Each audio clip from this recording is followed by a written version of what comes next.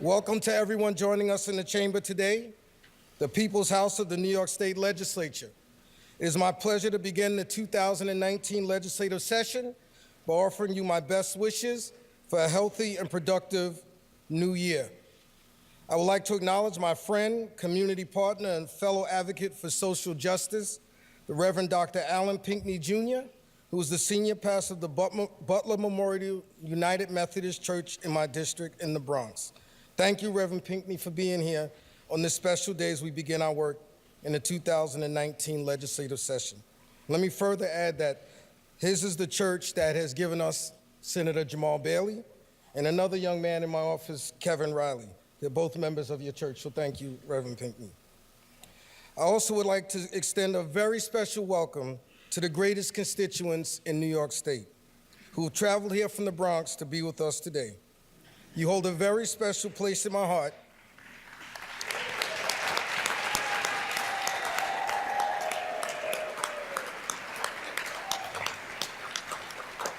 You stuck with me through thick and thin, and I'm so thankful for your unwavering support. To my Assembly majority colleagues, thank you for your support and vote of confidence. This is the third time you have given me the privilege, and I'm eternally grateful to each of you for selecting me to serve as Speaker once again. From the bottom of my heart, I want to thank you for your friendship and your confidence.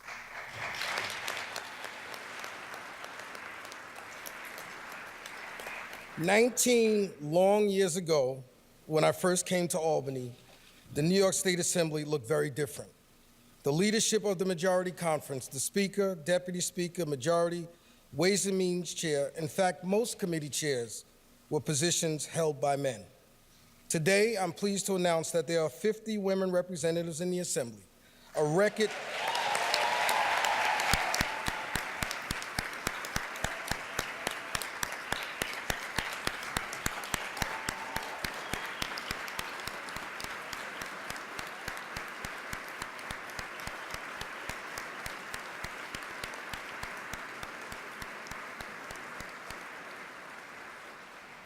A record number of whom are committee chairs and hold high leadership positions. I truly hope this inspires more women to run for office so that we can grow this number even more. I'm proud to introduce our new Deputy Speaker, Assemblymember Kathy Nolan.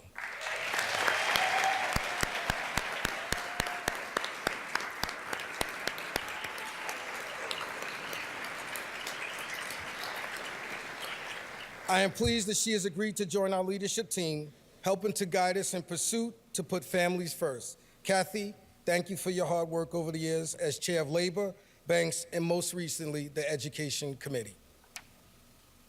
I'm also proud to introduce formally our new Majority Leader, Crystal Peoples-Stokes.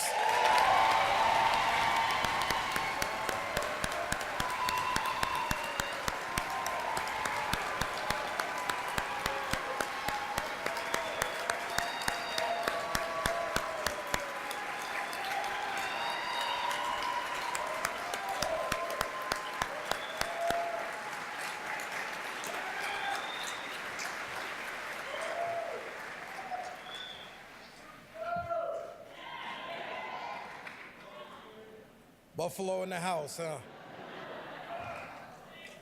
Crystal is a dedicated member of this House. She has fought hard for her constituents in Western New York, and she will continue to advocate for all New Yorkers as Majority Leader. She is a true friend and will be an exceptional leader. Crystal, thank you for accepting this challenge and important responsibility.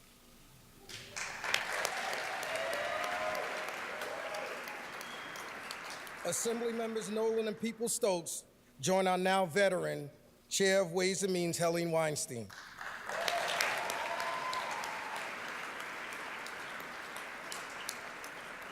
Who has been a thoughtful and dedicated public servant and has served our chamber with distinction. With 3 of the 4 top leadership positions being held by women, for once, I'm happy to be in the minority.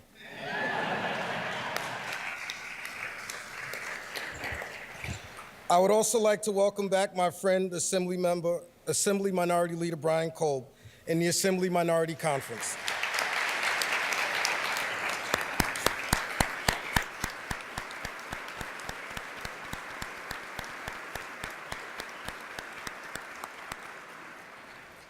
Brian, as I've said before, everyone is entitled to their own wrong opinion. But in all seriousness, I have a deep and abiding respect for you and for our political system and the notion that we can disagree without being disagreeable. That concept is too often lost in today's political discourse, and I am deeply appreciative to you, Brian, and my colleagues on the other side of the aisle for your contributions to this chamber. So thank you.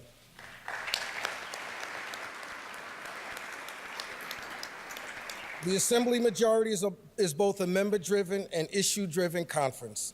As session gets underway, we will hear much about progressive priorities.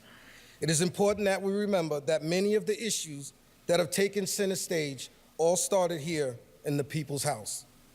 I've always said that New York, the Empire State, leads the nation on so many issues that have been nurtured and developed right here in the chamber by our hardworking members.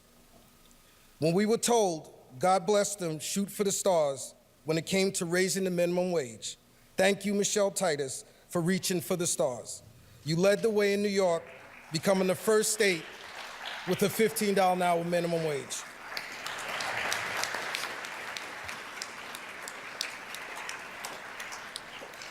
To Kathy Nolan, you didn't want families to have to choose between caring for a sick relative or getting their paychecks. Thank you for leading the way on paid family leave.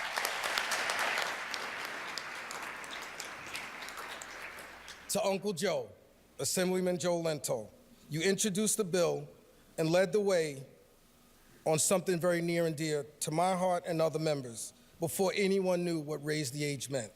Thank you for caring about our young people.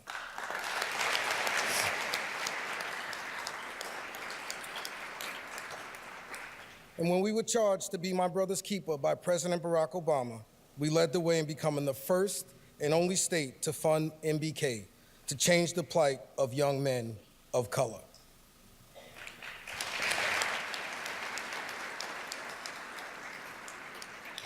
The sponsors of these initiatives were visionary and real leaders on progressive issues. We proposed these bills before they were popular because it was the right thing to do. We didn't need editorial boards or other elected officials to instruct or push us on our long-held priorities. As we have in the past, we will continue to lead the way on critical issues important to all New Yorkers. To Assembly members Glick, Cahill, and Jaffe, thank you for leading the way on protecting a woman's right to make decisions over her body.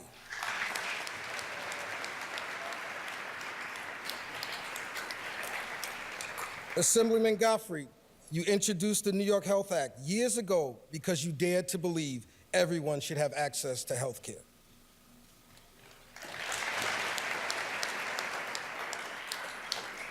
To Assemblyman Aubrey, the godfather of criminal justice reform, leading the way on speedy trial, known as Khalif's Law, and solitary confinement, even before the tragedy of Khalif Browder, who was treated unjustly by our criminal justice system. Thank you, Jeff. To Assemblywoman Walker, who wants to change our bail system, a system which has not been used fairly. Bail was supposed to assure your appearance in court, not be a pre-trial hurdle or pre-sentence to keep you in jail based on your economic status. Thank you, Assemblywoman Walker. Every defendant has the right to a level playing field by knowing what evidence is considered in relation to the charges against them. Thank you again, Uncle Joe, for leading the way on discovery reform. Every child or young person should have the ability to get an education, whether they were born here or brought here by their parents looking for a better way of life. Thank you, Assemblywoman De La Rosa, for fighting hard for the DREAM Act.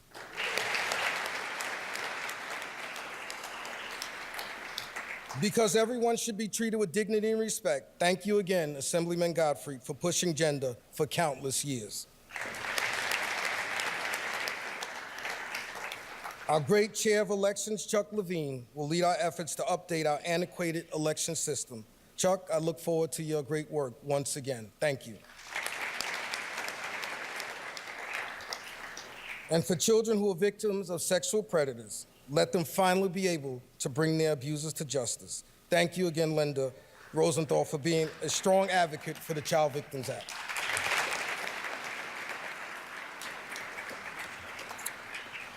With climate control being ignored by the leadership in Washington, let's thank Professor Steve Engelbright for leading the way on the Climate and Community Protection Act. Thank you again, Steve. And because we know we have critical transportation needs all over our state, I look forward to the leadership of our new Transportation Chair, Bill Magnarelli, to lead us the way.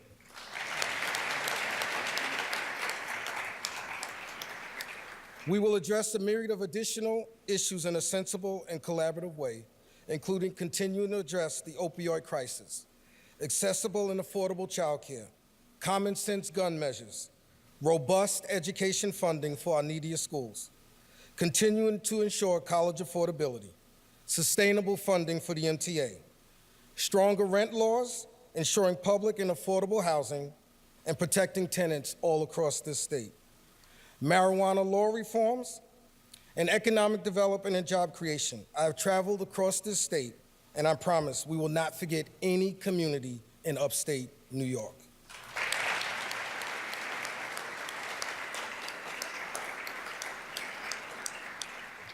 Your district too, Mr. Goodell.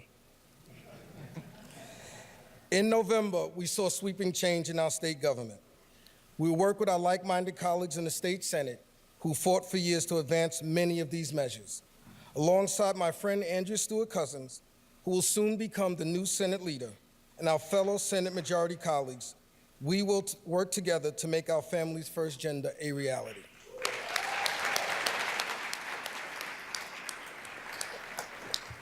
All of the issues I talked about here, as well as others not mentioned, enjoy widespread public support. During a time when people are losing faith in government, we will show the way and truly get the people's business done. And I believe when all is said and done, we will have a list of accomplishments that will be unrivaled. At this time, I ask you to join me in extending a warm welcome to our new intern class of 2019. We're excited to have you all here with us this session.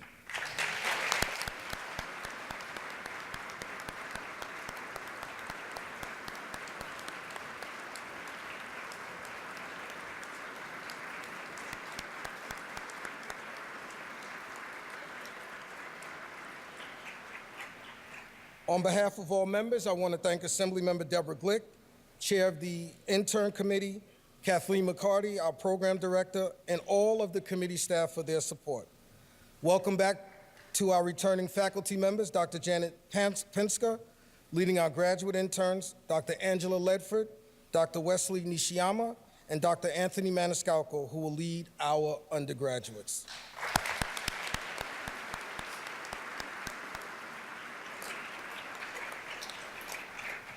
Before they are formally introduced by Majority Leader Peoples-Stokes and Minority Leader Kolb, I would like to take a moment to welcome the 22 new members of the Assembly Class of 2019.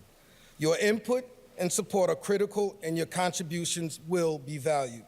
I look forward to working with each one of you to further our shared goals of moving this great state forward.